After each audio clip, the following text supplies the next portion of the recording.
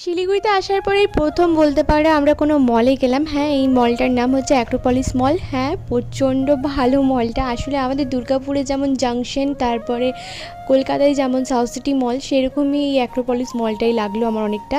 বিশেষ করে আমরা কতটা এনজয় করেছি জানি না, অর্ক বেশি করেছে। এখানে অনেক কিছু জিনিস দেখেছি, সেভাবে কেনাকাটি করিনি। তবে হ্যাঁ, কিছু জিনিস কিনেছি, তো সেইগুলো সব কিছু বড় ব্লগে দেওয়া আছে ডিটেলসে। আমরা ঢুকেছিলাম স্টার্টেড 99-এ। আর গুড নামে একটা স্টোর ছিল, সেখানেও না ভীষণ কিউট কিউট জিনিস ছিল। তবে হ্যাঁ, একটু এক্সপেন্সিভ লেগেছে সব কিছু জিনিসই।